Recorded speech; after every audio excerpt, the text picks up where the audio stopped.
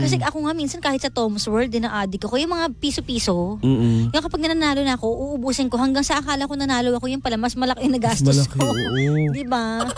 Pero yung kay Hana, isang malaking katangahan yun na sorry maasim. Grabe ka naman sa jowa mga mo. nababasa ko sa mga Facebook Hindi ko nagugustuhan. Si Gandang Kara kasi pumasok-pasok ng malungkot. Bakit?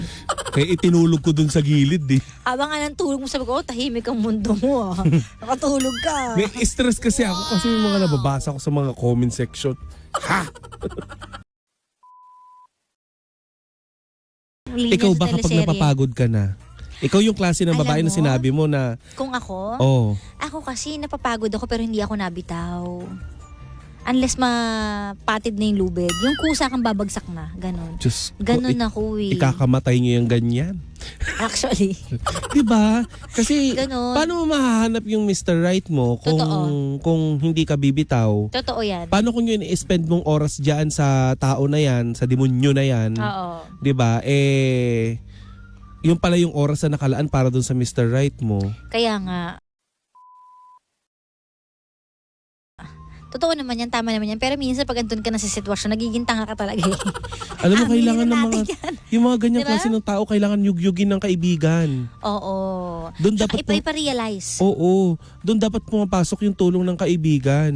Hindi yung kaibigan mismo ang naninira sa'yo. Pero alam mo kung minsan, yung kaibigan yung kaibigan na magpapayo sa'yo, susuko na lang din kasi sa katigasan ng ulo mo. Oo. Pajulit-julit. Diba? Gandang Kara.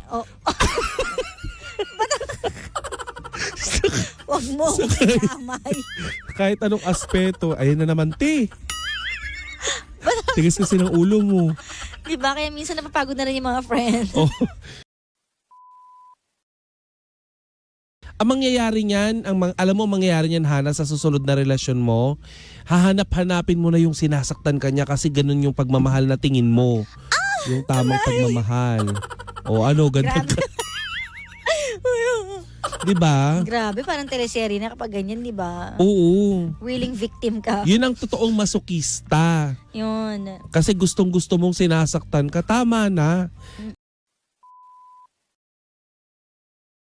Before the show ends tonight, I want to address some concerns that I hope will not happen again. Okay?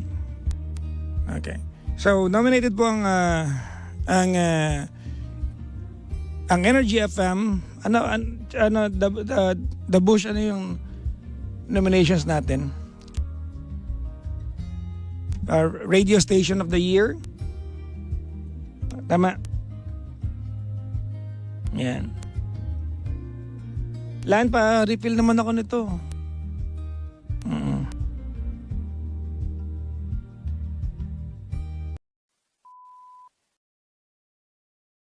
We are nominated as Radio Station of the Year,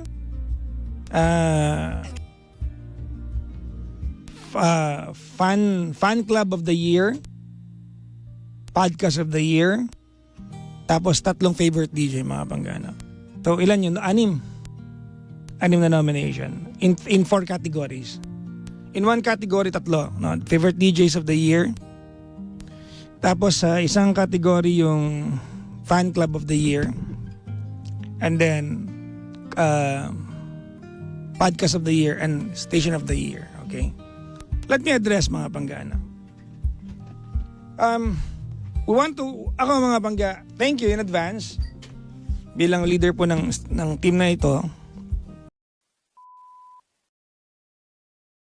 Gusto ko manalo ang Carjack sa Podcast of the Year.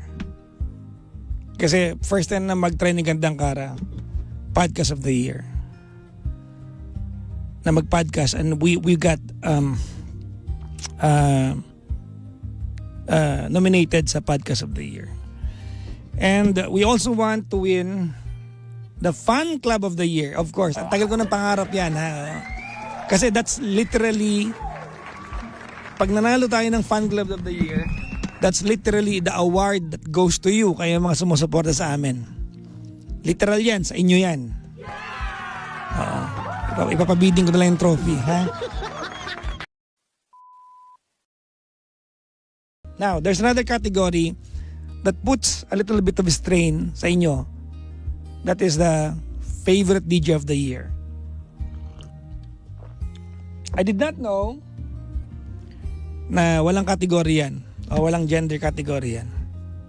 Magkakalaban ng babae at lalaki. Alright? Hindi ko alam yan. But I excluded myself already in the competition. Hindi ako interested. No. Manominate, happy ako. Mga panggano. Manominate, happy ako. Alright?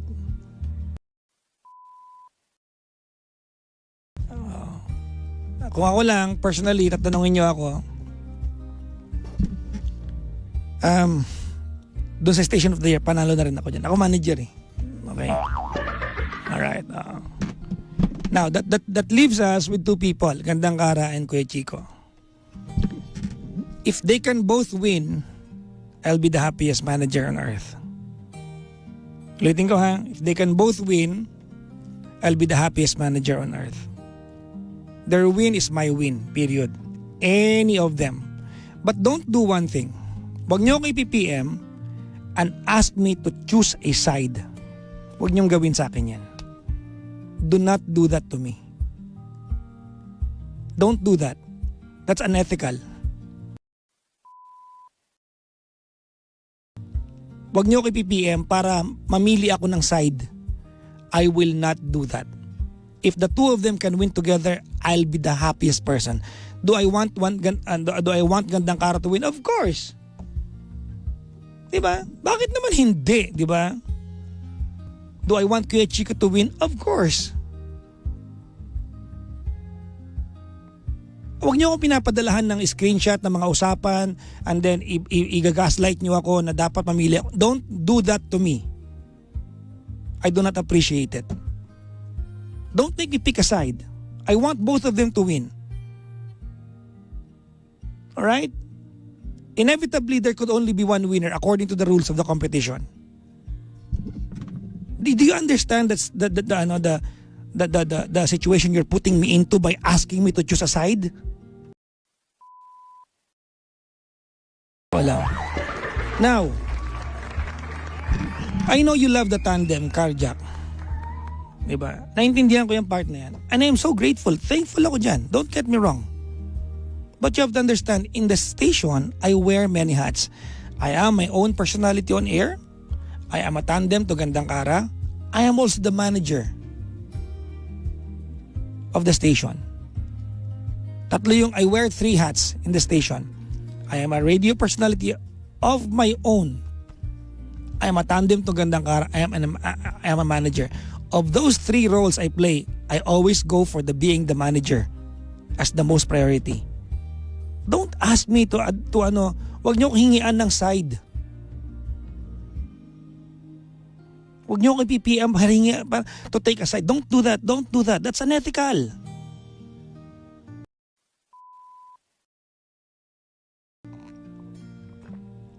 Di ba? Please don't do that.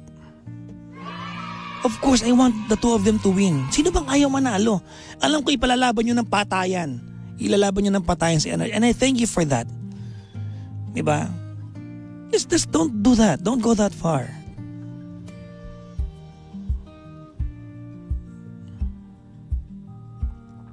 Diba?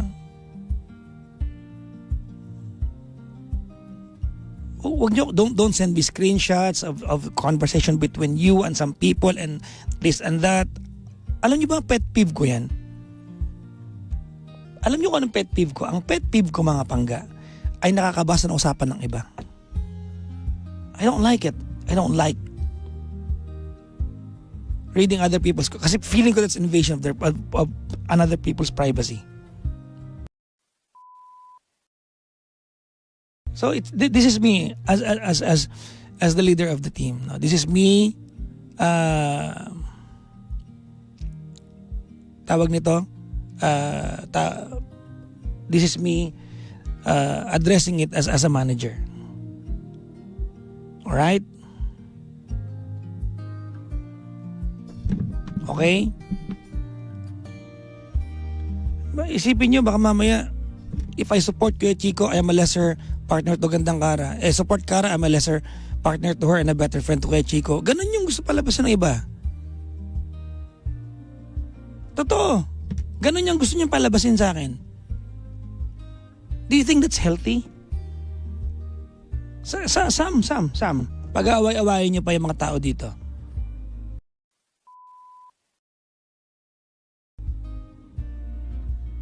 Why, over an award? We've been through many awards. I always tell you, award nating lahat to.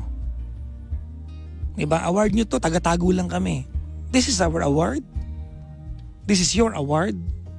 Together, diba? We lahat ng awards, we did it together. Tayo yan.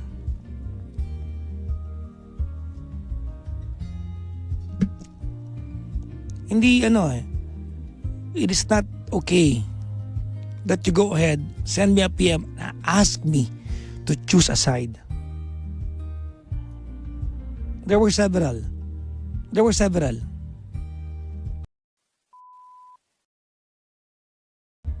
May itong ganitong demeanor ko, sometimes it hurts people. It hurts people. And I ready ako dyan. I get it. It's a good problem. Bottom line, this is a good problem.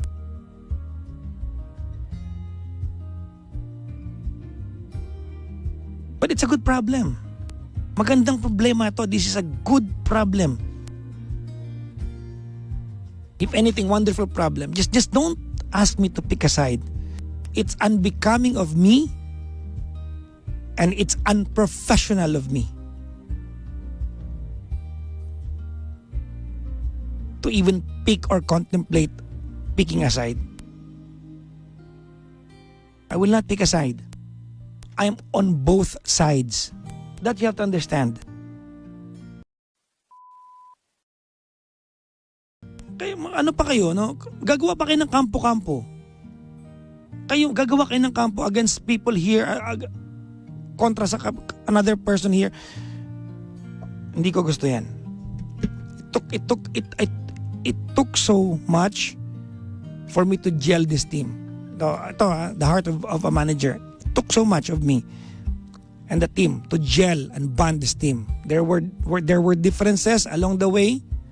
There were times, diba, we have to grind some rough surfaces to be smoothened out. We all go through that. But our goal is to be cohesive all the time. And not this award is going to separate us as a team. Huwag kayong mag-umpisa, huwag kayong gumawa ng issue na ganyan.